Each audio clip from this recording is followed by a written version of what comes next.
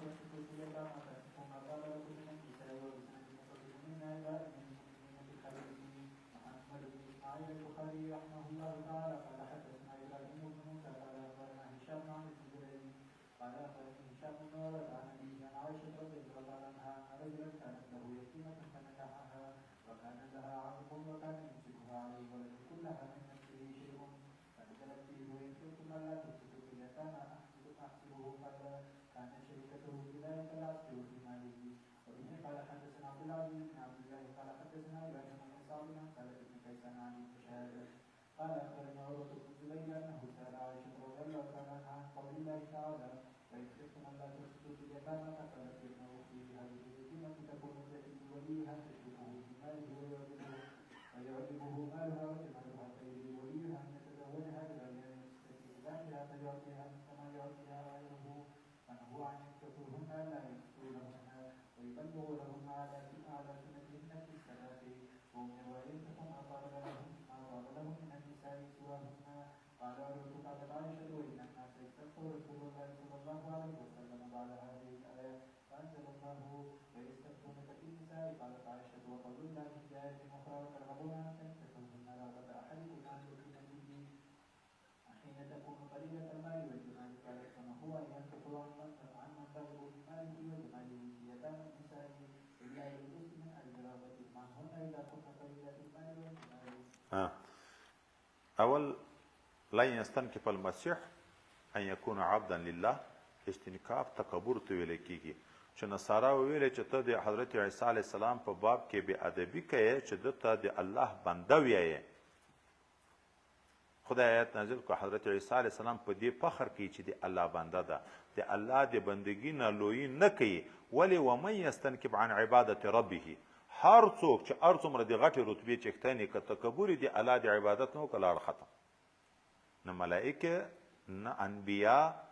چې هغه په مخلوق کې معظم او مشرف دي یوم د الله د بندګۍ نه د غلامي نه سرکشي او لوی نه کوي دوم فانكحوا ما طاب لكم من النساء مثنى وثلاث ورباع فانكحوا خروس را روان ده خدل تر مخ کې اول دغه ځای را مخ کړي فانكحوا ما طاب لكم من النساء مثنى وثلاث ورباع دلته دوی خبرې دي یو خبره د نکاح حد بندي چې نکاح تر څو ښځو روا ده دوم د دغه لفظ تشریح د آیات مبارکه نه مقصد د اهل سنت والجماعت پرایه باندې حد بندي ده چې نکاح تر څلورو ښځو روا دي د څلورو نه زیاتې نه دي روا وکړئ په نکاح کې دوې ښځې یا درې یا څلور دوه یا نو واو په معنا دی او ده یا درې یا څلور د دغه نه زیاتې نه دي روا د امتیانو دپاره دلیل د دې خبرې هغه دوی واقعي دي یو سړی راغی اسلام یې راوړ لس ودونه یې د جاهلیت په وخت کې کړي وو حضرت پیغمبر علیه الصلاة والسلام ورته وویلې په دغو کې څلور غوره که دا نور شپږ به لرې کوې بل وکه اته کړي دي هغه ته دغه حکم وکړه چې څلور به پرېږدې دا چې د کړې ښځې بیرته په پرېږدي خو دلیل د دې ده چې د څلورو نه زیاتې دا ناروا دي بعضې اهل ظواهر هغه دوی چې نه ښځې روا دي ولې آیات مبارکه کې واو د جمع دپاره دی ښیي تاسې په نکاح کې دوه او درې او څلور دوه او درې پنځه او څلور نه بعضې لیاپسې وی چې اتلس روا دي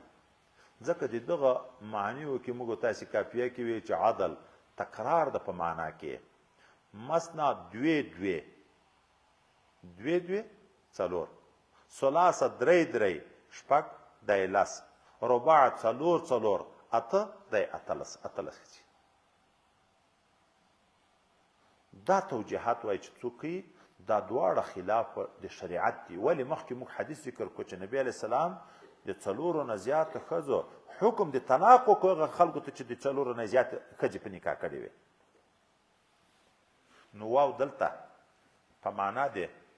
او دا حکم د تاکید لپاره ده. او بل موږ تاسو یو قاعده لرو چې د جمع د ناسو چې مقابله د جمع د عدد سره راشي تقسیم په احادو باندې پیدا کوي. څوک داسې مشترک جماعت ته وایي خذو من مالی اثنین اثنین یا مسنا مسنا، دغه کې څه مطلب ده؟ هر یو څلور څلور واخلئ که دوه دوه، خو جمع د مال او د جمع د ناسو سره راغله هر یو دوه دوه واخلئ. دلته فنکحو تاسو ټول خلک دوه او درې او څلور چې په مقابل کې عدد ذکر شو هر یو ځان ته دوه وکړئ یا درې وکړئ یا څلور وکړئ. د دغو نه زیاتې ښځې دا ناروا دي. نور دغه لفظ چې مسنا د تکرار معنا چې کې موجوده ده څوک په دغه رباع ولاړ د عربو کې تر دغه نه زیات لفظ ذاتي نه استعمالیږي. مسنا و ثلاث و رباع د عدد الفاظ په دغو درې کې راځي. او څوک یې تر لاسو پورې عشار و معشر تر یغو پورې دغه د تکرار الفاظ دا استعمالیږي. دوم د موږ وخت او هغه وخت سره یو دي. جاهلیت اولا کې چا به میراث خواره چې موږ ورته وایي مثلا تره مړ شو د تره لور پاتې شوه، اوس دغه د تره لور کله داسې چې په مال کې ورسره شریک وي ورونه نه یې سره جدا شوي لکه موږ تاسې ګډې کورنۍ، اوس نو دغه سړي به دا خیال وکړه د تره د لور په باب کې چې که زه یې په بل چا واده کړم نو خو په دا دنیا کې دا را سره شریکه د خپله دنیا رانه بېلوي بیا بیا بل مېړه ایسي. نو که خوښه بیا نه وم د رنګ په لحاظ زړه به یې نه ورته کېدوم صرف نکاح کوله به د مال د حفاظت لپاره چې مال رانه جدا نه کړي بیا به یې نور حقوق ذاتي نه ورکول ځکه چې خو په زړه کې خو بې محبت نه و ورسره. کله به داسې پېښه کله به بیا داسې پېښه وه چې د تره لور د ښایسته د جمال خاونده او د مال خاونده مینه به د نکاح وه خو نکاح به یې بې مهره ورسره کړه یا به یې په کم مهر کړه ځکه د هغې خو بل وارث ونه چې د ده نه د زیات مهر مطالبه وکړي چې نورې نجونې په یو لک کېږي دا خو هسې هم د تره لور په میراث راپاتې ده هغې ته به یې 10,000 یا 20,000 ورکړه په هغه به یې په نکاح کوله. خو که نه به یې مال درلود نه به یې رنګ و دا مسکینه او د رنګه توره دا به یې په بل ودوله. نو خدای متعال آیات نازل کړو چې داسې مه کوئ. دغه بې سرپرسته چې تاسې ته در پاتې شوې نو که خپله نکاح ورسره کې بیا به په پوره مهر او پوره حق ورکوې. مهر به هم پوره وي د نورو ښځو غوندې ظلم به نه کړي په مهر کې. په حقوقو کې به هم د ازدواجي حقوق کې هم داسې نه چې تاسو د مال دپاره دې په نکاح کړی چې مال رانه یې نسي نورې حقوق نه ورکوې. او که په ځان د اعتماد نه و چې یاره دغه به زه ونه شم کړی دا حق به نه کړم ادا بیا یې پرېږده لکه هغه د بسکنتو د بدرنګي په وخت کې پرېږده چې د بل چا سره نکاح وکړي په دغه وخت کې بیا پرېږده چې د بل چا سره نکاح وکړي. تا چې د دې په باب کې د ظلم خطر و ظلم مه که نور خدای پاک درته روا کړي دي 4 ښځې وکړه نور یې وکړه خو ظلم مه که. دا حکم د یتیمانو په باب کې نن هم د موږ او تاسې دغه رواج ده د تره لورو د داسې قریب چې ورپاتې شي چې خپل میراث نه وي د هغه جنکۍ اختیار نشته چې په خپل کور کې چاته په نامه کوي مهر ورته ګدي. هغه ملایانو چې دغه یو د حیله د جواز د نکاح دپاره کړی دی 3,000 4,000 د ایجاب قبول په وخت کې چې نور خو د ملایانو ذاتي وسله په رسېږي هغه خو ذکر کړي خو په کلي کې ودیږي په 15 لکه دې مهر ذکر کړي 15,000 نور مهر غریب ته ذاتي نه ورکوي. لکه وروسته بیا د کونډو خبره را روانه ده هغه به بیا هلته ذکر کو. الله وی چې ظلم به نه کړي. خو دا خبره چې یو بلې ته مو ورپام شي چې ودونه ډېر ښه دي که کم وایي شریعت ترغیب د ډېرو ودو ورکوي. فانکحوا ما طاب لکم من النساء اول د مستانه خبره شروع شو مسنا و ثلاث و رباع د دیوی خبره مقایده کوي و ان خفتم الله تقسطوا بیا په واحده که عدل د ښځو په منځ کې نشي کړی بیا یې وکړه دا ځای سخت ده، د عدل ځای سخت ده. هغه کوچي وایي اورېدلي وو چې په بازار کې داسې مړۍ دي، دا هوټل او دا شیانې چیرې نه وو لیدلي. نو ورغلی دا هوټل ته چې ناسته چی خورې، چی لري، غوښه د وریجې دي، پلانکی دی، خو ټول راوړه. ټول یې ښه ډېر خوړلي چې تلو شاته روپۍ تر غوښتې، وایي تا موږ ته ته راشئ موږ کره مړۍ وخوره څومره چې خورې. بیا خلکو نه یې وارې مړۍ ورکوي، بیا روپۍ خو نه یې ورکول. اخر هغه یو کوګیر په دا شا کې ووایه.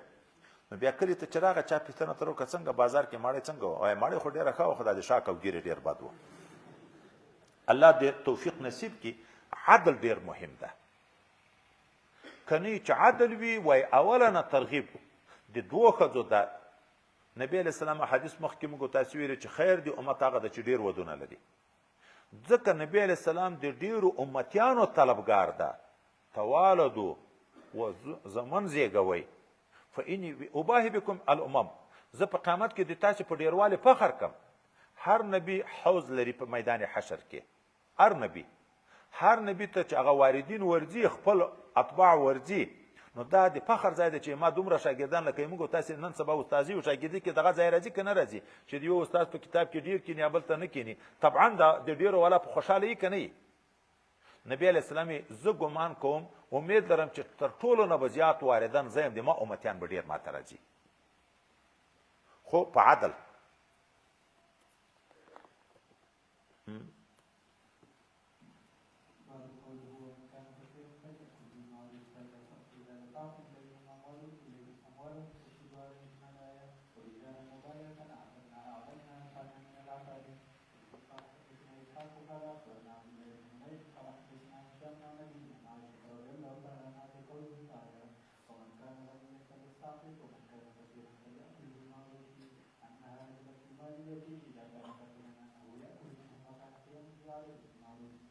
دا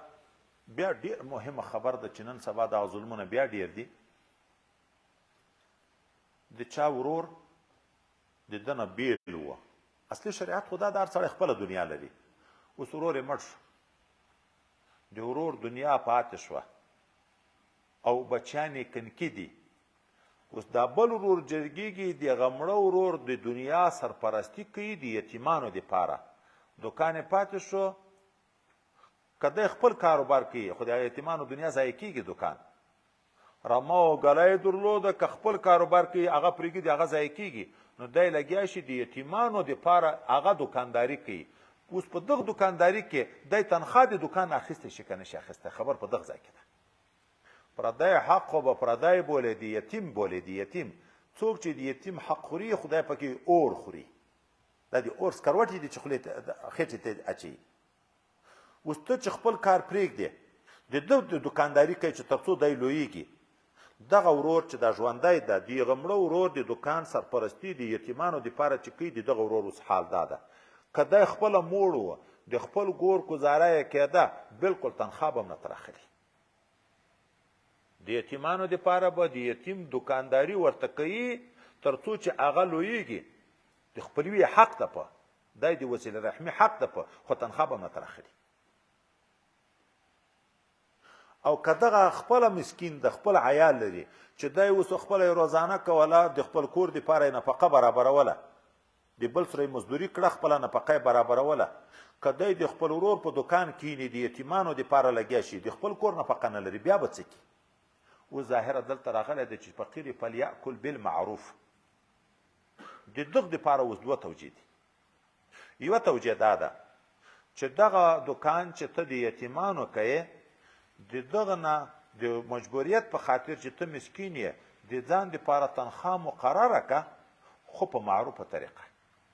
د بل سره دې په دکان کې مزدوري کړه، د میاشتې یې 15,000 درکولې، نو ته چې د یتیم دکان کې مزدوري کوي، د دغه دکانه به 15,000 اخلې. داسې نه چې ځان ته ښه ډبله تنخوا مقرره کړه. فلیأکل بمعروف دا معنی چې کوم مروجه تنخوا وي، د نورو ځای کې دې چې څومره مزدوري کړه، څومره تنخواګانې په دوکانو کې، بس هم څوک د پوښتنې نشته چې ما نه پوښتنه وکړي. یوه معنا یې دا ده. دومه معنا یې دا ده چې نه، د یتیم مال سرپرستی چې ته کې، د یتیم د مال نه تنخوا نشي اخیستی که مسکین یې هم نو بیا فلیکل بالمعروف څه معنا ده د دغه اوس دوې معنی دي یا دا معنا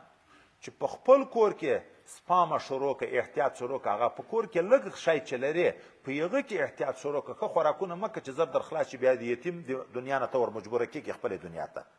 هغه لږ چې لرې په خپل کور کې فلیأکل بالمعروف غوښې وریجې پرېږده ته خپل اقتصادي فکر وکړه چې ما خپله دنیا زر خپل کورنۍ مې مجبوره نه شي نو په خوراک کې کنټرول راوله فلیأکل بالمعروف دا معنا ده یتیم نه به نه اخلې دومه معنا دا ده که خپل کور کې څه نه لرې بیا د یتیم د مال نه د خپل کور د نفقې په انداز اخله خو د قرض په شکل اخله فلیأکل بالمعروف د یتیم د دنیا نه په پور اخله چې کله دی بالغ شو خپل کاروبار باندې کېناست بیا به ته په خپل کار ته چې خلاص شې لږ لږ به بیرته د ده پور ورپوره کوي چې څومره د دنیا نه غوښتي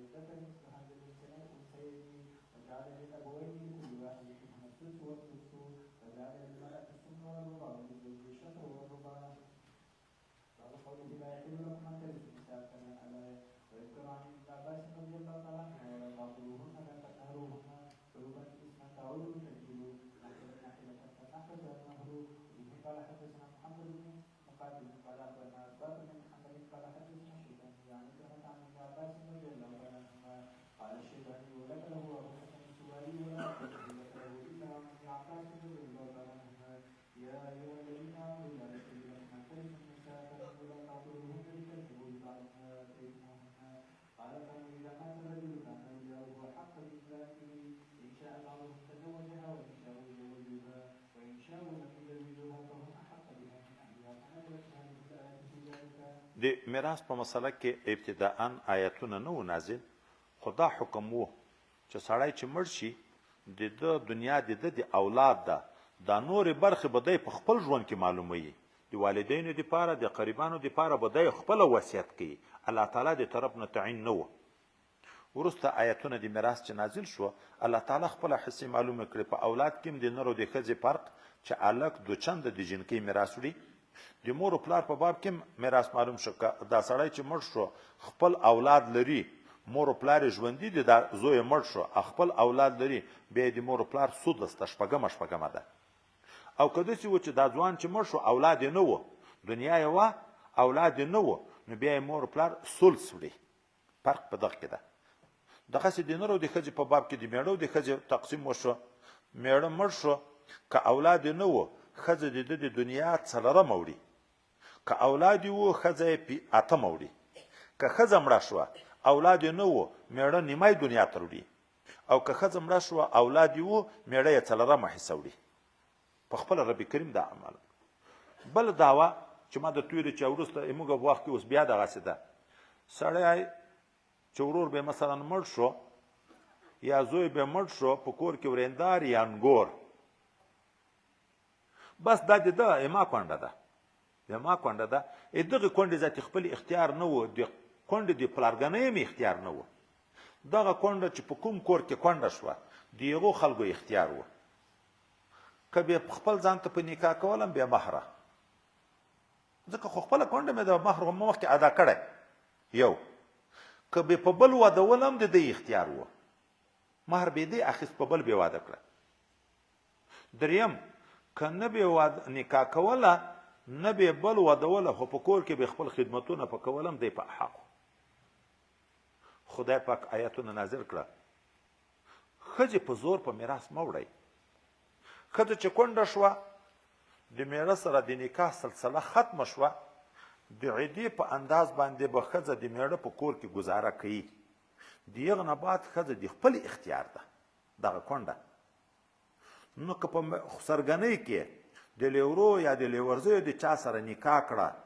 مستقل نکاح ده په مستقل مهر ده په زاړه مهر نه چې یو وارې خو موږ د تا مهر ادا کړی. که دغه ښځه د بل چا سره نکاح کړه څوک یې نشي منې کولی. که دغه ښځه تله د پلارګنۍ کره کېنسته بیخي واده کونه هم د خپل اختیار ده. د سرګنۍ اختیار مسله دا ده چې زور او جبر نشته پکې. نن سبا هم ګورې دغه عین هغه د پخواني جاهلیت په شکل چې مړه شي چې په خاندان کې څوک نه وي تربرون هم په درېږي چې دا د موږ کونډه ده. لیور خو څه کوې لیورځی او خسر خو څه کوې تربور هم په درېږي څوک یې نشي ودولی. د پلانکې کونډه ده بدۍ هم په کوي مرګونه هم په کوي. سپین ږیرې سړي ته هم په نامه کوي پیغله جنکۍ. کنکي هلک ته هم په نامه کوي لویه ښځه چې کور نه ونوځي چې بل څوک یې په کور کې نه وي کنکي هلک ته یې په نامه کوي. نو صرف خپل خدمتونه په کوي. سپین ږیرې ته یې په نامه کوي صرف خپل خدمتونه په کوي. خپل اختیار ته نه پرېږدي. قرآن دغه حکم ښځو ته حق ورکړی. ښځه چې کونډه شوه الایم احق بنفسها من ولیها. نبی علیه السلام یې کونډه په خپل ځان حقداره ده تر ولي نه هم قریب هم پلار او ورور هم په زور چاته نشي ورکولی. او د دې سره به په نکاح کې مشوره وي او په دې په سکوت هم اکتفا نه کېږي چې تر څو په خپله خوله اقرار ونه کړي چې و صحیح ده زه د پلانکي سره نکاح کوم یا نه کوم. زور مور نشته. زور مور په شریعت کې په ښځو باندې نشته.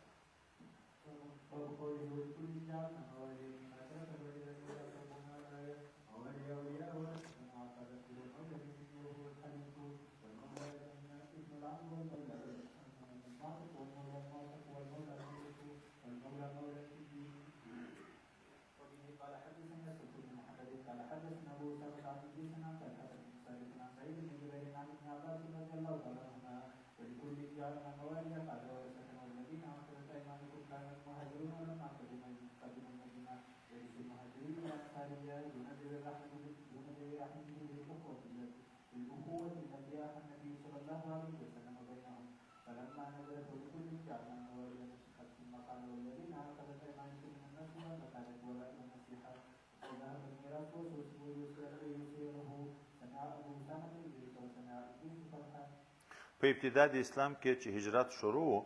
نو یو مهاجر به د یو انصاري سره ورور کو پیغمبر علیه الصلاۃ والسلام. بیا به دوی د انصارو مبارکینو خپله دنیا ور شریکه کړه. که یو به مړ کېدو میراث پیدا بل وړ. خپل سکني ورور نه وړ. دغه دوه معاهدینو چې د دوه په منځ کې به معاهده راغله چې کله مهاجر څوکه څوکه راډېر شو خپل خاندانونه پسې راغله. مخکې خو به یو د خاندانه بیا الله تعالی بیرته حکم دا منسوخ کړ چې خپل قریب احق ده په میراث باندې د نسب په لحاظ باندې. دغه د دین په لحاظ چې ورور شوی ده دغه ورور میراث نه شي وړی. او د مسلمان سره د عهد کړی په نصرت په معاونت په نصیحت او خیرخواهي هغه نه ده منسوخ. هغه اوس هم کړی شي. وصیت په میراث که خپل قریب ته نشي کړی دغه ته وصیت هم کړی شي چې ما په دنیا کې دومره دغه چې دا د ما ورسره په معاهده کړې وه دومره ورکړي یخ ته وصیت هم کړی شي. لا وصیت لوارث وارث ته یې نشي کړی. د میراثخورو برخې الله معلومې کړي. معاهدین چې دي په خپله معاهده کې پاتې شوه وصیت ورته کړی شي. نور معاونت وصیت معاهده هم سره کړی و هغه کړی شي خو میراث یو بل د معاهدې په شکل کې نشي وړی.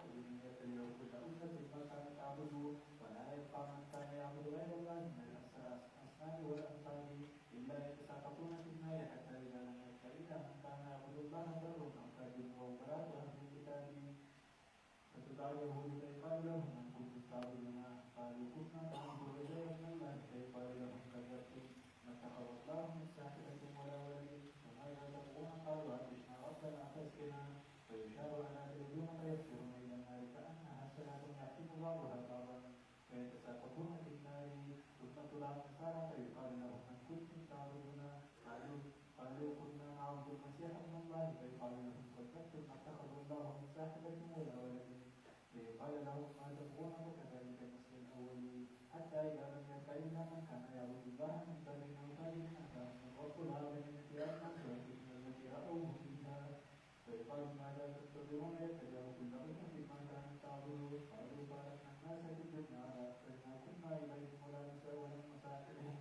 ونحن ننتظر ربنا الذي كنا نعبد فيقول أنا ربكم فيقولون لا نشرك بالله شيئا مرتين وثلاثا ان الله لا یظلم مثقال ذره د یو ذرې په انداز باندې الله تعالی ظلم په چا نه کوي. دا حدیث مبارک د دغه آیات په تفسیر کې ذکر کیږي. دلته د ذرې خبره او د تفسیر راغله، نو مخکې دا حدیث مبارک موږ او تاسو اوږد ویلی و چې په ورځ د قیامت باندې خدای متعال چې حساب و کتاب د خلکو سره کوي، نو هغه آخري ځای ده چې هغه کوم خاص مسلمانان چې پاتې شي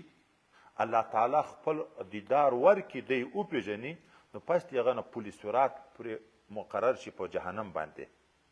دا خلک تیریږي په مختلفو طریقو باندې. اخرني هغه ډېر مجرمین چې د تیرېدن قابل نه وي ولویږي جهنم ته. کوم مسلمانان چې جنت ته لاړ شي هغه بیا خدای متعال ته په ډېره دلاوري باندې د دغه مسلمانانو په باب کې چې جهنم ته ولوېده سپارښت شروع کړي، خبرې شروع کړي چې الله خدای هم د موږ غوندې ایمان درلود، دی هم د موږ غوندې لمونځونه کړه. دا ډېر سپارښت وکړي بیا الله تعالی ورته ښه نو ورشي. څوک چې پېژنې چې دا مسلمان در راوباسئ، بیا نو رتبې چې چا په زړه کې د دینار غوندې نیک عمل په بعضې روایت کې راځي بیا نصف دینار،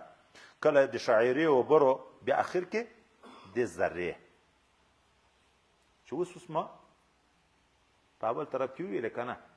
چې د یوې ذرې غوندې هغه حدیث ته وایي اشاره ده، نو د مثقال ذرتین الله ظلم په ذرې په انداز هم نه کوي چې چا د یوې ذرې غوندې نیک عمل هم هلته به بېرته پیدا کېږي، بلکې ظلم خو نه کوي. یوه ذره عمل چې د چا وي قابل د جنت نه ګرځي، خو خدای پاک د دنیا لاس چنده هغه ته هم زیری ورکوي. اوږد حدیث بیا ده چې دغه انسان مسلم شریف کې موږ تاسو غالبا وویلې چې دا چې ته خو خدای پاک د موږ رب ټوکې خو نه کوي، ته په ما باندې ټوکې کوي، یعنې زه خو د ده قابل نه یم چې لاس چنده جنت کې ځای ماته راکړی شي. الله ورته ټوکې نه کوم، خو زه په ده قادر یم چې دغه یوه کینکۍ نیکي درته اوس غټه کړم، د لاس چنده د لایقه وګرځوم، د یوه چند نیکي ورته مضاعفه کړي، دومره ورته مضاعفه کړي چې لایق د دې شي چې لاس چنده د دنیا انداز ځای جنت کې ورکړي.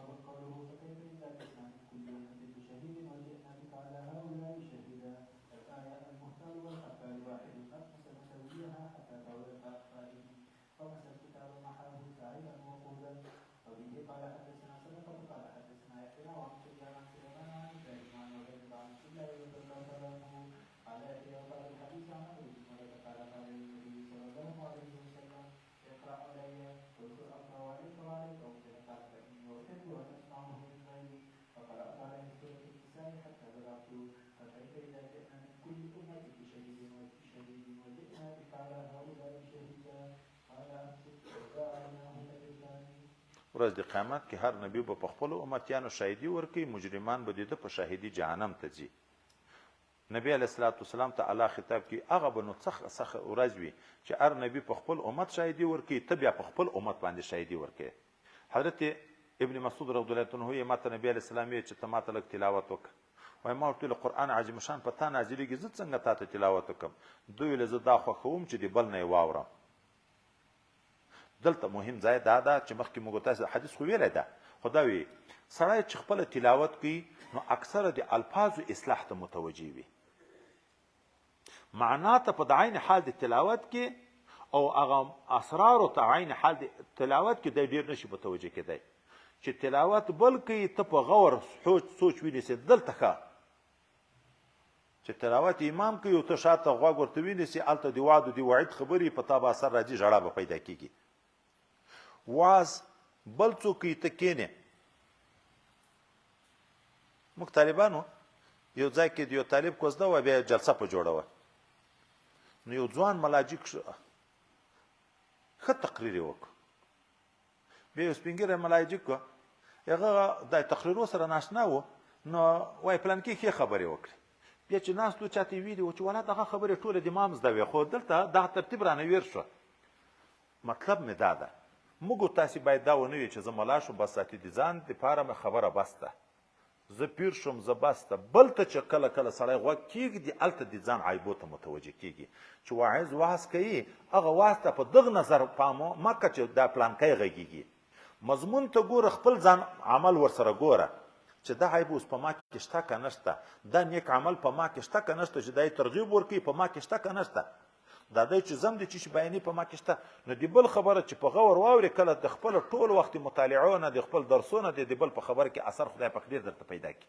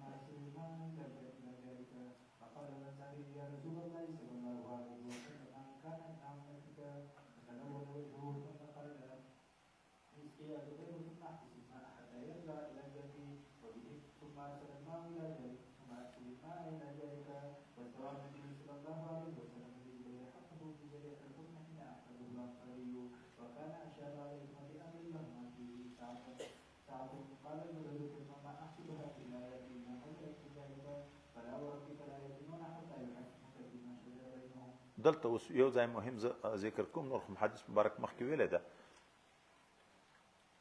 حضرت پیغمبر علیه السلام فیصله وکړه د حضرت زبیر او د هغه بل انسان په مابین کې هغه بل ناراضګي چې دوی تر څو مؤمنین نشي ګرځېدی حتی یحکموک فیما شجر بینهم ثم لا یجدوا فی انفسهم حرجا مما قضیت ویسلموا تسلیما. چې تا فیصله اول به مراجعه تاته کوي، چې بیا تا فیصله وکړه، د تا په فیصله کې په زړه کې هم تنګي دی ته نشي پیدا، او په ظاهر هم تسلیم شي د تا حکم ته. نو هلته به کله نبي حکم ذکر کو،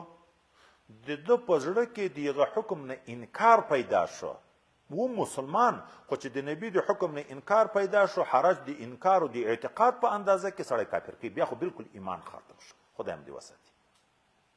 ثم لا یجدوا فی انفسهم حرجا، وایي په نفس کې حرج که د اعتقاد په انداز کې حرج پیدا شو، په دین کې شک ورته پیدا شو، د رسول په خبر کې شک ورته پیدا شو، بیا خو بالکل د ایمان نه ووت. او دوم صورت دا ده چې حرج د عمل په لحاظ آیات کې شک نشته، خو عمل ته نه برابرېږي. دا کریم موږ تاسې عام فساق په الله ایمان لرو که نه لرو، خو د هغه باوجود ګناه رانه کېږي که نه. دا اوس سهار مو چې په مسلم کې لا یزني او لا یسرقو کې چې خبرې وکړې، اصل ایمان خو نه ده پورته، ولې په زړه کې انکار نشته، خو د عمل په لحاظ کمزوري ده، بیا ایمان کامل نه پې کېږي. فلا یؤمنو فلا وربک لا یؤمنون حتی یحکموک دلته به بیا نه په دې کمال د ایمان دا کامل مؤمن نه ده چې تا فیصله وکړه او دی د تا په فیصله باندې ناراضګي ښکاره کوي او په هغه باندې عمل نه کوي د خولې په لحاظ چې ناراضګي ښکاره کړي سړي فاسق د خولې په لحاظ باندې فلا یؤمنون شو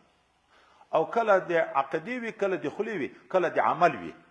په خوله یې مني اقرار کوي چې دا دین حق ده په زړه کې مني خو عمل نه پکوي درې سره درجو کې په اول کې نه پې د ایمان راځي او په دغه دوه نورو کې که په خوله ښکاره مخالفت کوي نو کافر که په زړه کې ورته ویل کېږي کافر خو د زړه ولاته منافق ویل کېږي د خولې ولاته مشرک کافر ویل کېږي او د عمل په لحاظ فاسق درې مرحلې دي دا ترتیب کې زه شم چې په زړه کې انکار راشي نو منافق ده په خوله یې مني خو په زړه کې نه مني چې په خوله انکار اظهار وکړي بالکل مؤمن نه ده هر څوک ذاتي کافر ورته وایي خو چې په زړه کې مني په خوله مې اقرار کوي خو عمل ته نه برابرېږي بیا فاسق ورته ویل کېږي بیا کمال د ایمان ختم کېږي د دغه په بنیاد باندې علما لیکي چې سړی د په خپل شیخ باندې په زړه کې انکار نه کوي موږ تاسې دوم طرف ترمیزي کې چې بیعت اعرابي ده په هغه ځای کې په حدیث کې راځي چې بیعت یې وکړو بیا طبي مرض ورته شروع شو راغی نبي علیه السلام ته عقلني بیعتي ورته ویلې نبي کریم صلی الله علیه وسلم اقاله ونه کړه ځکه اقاله خو د اسلام نه خو نشي کړی بله ورځ هغه لاړ مرتد شو منافق د دنیا نه لاړ نبي علیه السلام یې له مدینه منوره لکه د آهنګر نغری د اوسپنې زنګونه لرې کوي هغه حدیث په تشریح کې تاسو به ورسېدلی که نه یې رسېدلی هلته مولانا رشید احمد ګنګویي صاحب لیکي چې دغه نه معلومیږي چې بیعت په اختیار د پیر کې ده خو وفاداري او نه وفاداري دا په اختیار د مرید کې ده نبی علیه السلام بیعت ورکړی و ده مات کو نبی علیه السلام بیرته اقاله ونه کړه دغه ته ضرورت نشته چې پیر ورته چې ما حق کړی یا استاد ورته چې ما حق کړی یا مور پلار ورته چې ما حق کړی د حقوق وای د دوی په قول پورې نه ده خاص هغه په ده پورې ده که وفاداري موجوده و بیعت شته که نه نشته مولانا ذکریا صاحب بیا د لاندې پسې لیکي وایي د دو حدیث په رڼا کې معلومیږي تصوفو کې راځي چې که څوک په خپل شیخ په زړه کې انکار وکړي بیعت مات شو بیا که کلونه ورسره تېر کړي فیض نه ورځي چې تر څو پورې بېرته تجدید بیعت نه یې کړی ولې دلته هغه د نبي علیه الصلاة والسلام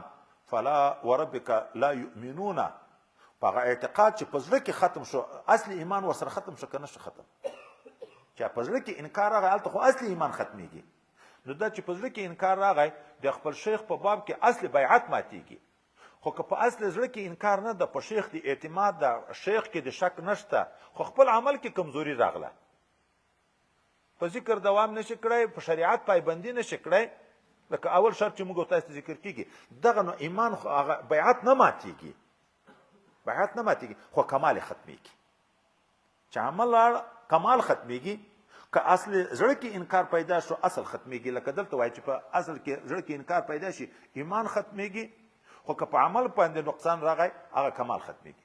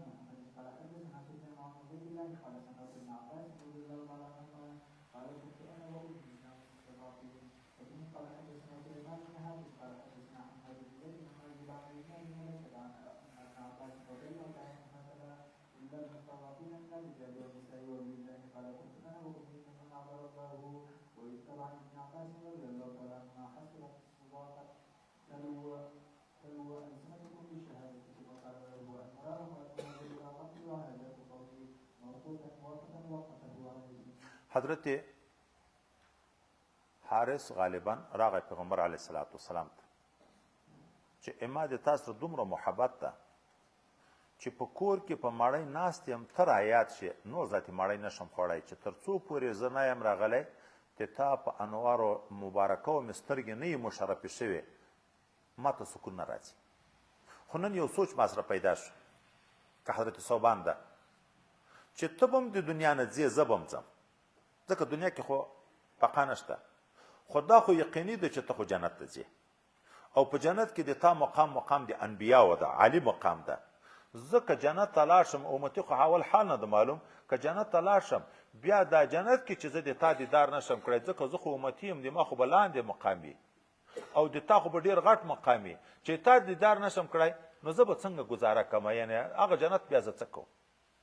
چې دلته دنیا کې عشق دومره انداز ده او هلته به زه به بیا تا نشم لیدی. نبي علیه السلام ورته ویل انت مع من احببته، ته به د یو چا ملاقاتونه کوې چې په دنیا کې د چا سره محبت وي. خدای متعال د تصدیق لپاره آیت مبارکه نازل کړو ومن یطع الله ورسوله فاولئک مع الذین انعم الله علیهم من النبیین والصدیقین والشهداء والصالحین وحسن اولئک رفیقا. څوک چې د شریعت پایبندي کوي، کوشش کوي، اطاعت الله او د رسول کوي، اگر که مقام د نبی نه ده، اگر که مقام د صدیق نه ده، اگر که مقام د شهید نه ده، اگر که مقام د صالحینو نه ده، خدای خپل وس کوي دیغو خلکو لیار کوشش کوي تعقیبوي چې هغه لیار ځان کې پیدا کړي، خو نشي پیدا کولی. په ورځ د قیامت به د هغو سره ملاقاتونه کوي. په اولئک مع الذین انعم الله علیهم، انبیاو سره د محبت د محبت په انداز ملاقاتونه، د صحابه د هر چا سره د محبت. المرء مع من احبه، د انسان ملاقات به د هغه چا سره کېږي چې چا سره محبت وي. خو محبت د زړه شی ده، محبت د زړه شی ده. حب دوه ټکي دي د محبت، ح د اقصا د حلق ده، ب شفوي ده. وای محبت به د تا د زړه نه راجګېږي، په هغه ځای کې به ښکاره کېږي اثر چې د چا سره د تعلق ده.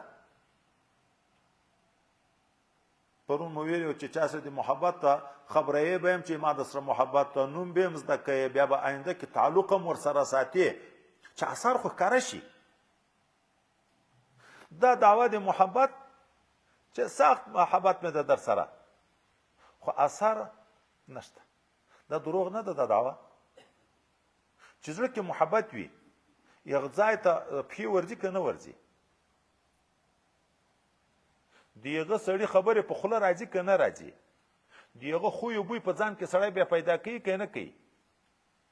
ډېر محبت مې در سره ده ولا خو دنیا د مشاغل دی وخت نه پیدا کیږي، وخت نه پیدا کیږي. روپۍ ته وخت چین تم پیدا کیږي، لندن تم پیدا کیږي. چای چا سره د محبت ته پیغه شپه ورځ یوه ده. څوک زه خو کله کله د بعضې جزیات ذکر کوم، عامو خلکو ته هم ذکر کوم د نشاندهي دپاره چې موږ در باندې پیږو.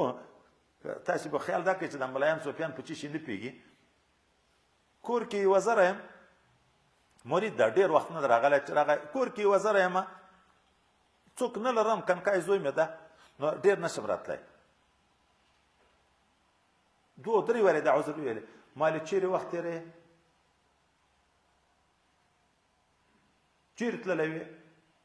وایي چین ته څومره وخت تېر کړو؟ 3 میاشتې. مالې چین ته د کور کې څوک و؟ کور کې خو د دا کنکای هلک ده، دلته نږدې د یو ورځې په مخ نشي راتلی، هلته 3 میاشتې کور کې څوک چوکیدار پیدا کړو؟ په کور کې هېڅوک نه یو، دی په دوبۍ کې وخت تېروي، په کور کې هېڅوک نه یو، دی په سعودي کې وخت تېروي. یو ته سړی پیدا کېږي یا په خدای سپاري، خو مدرسې ته وخت نه لري، علماو ته وخت نه لري، او بیا چې سره مخامخ شي داسې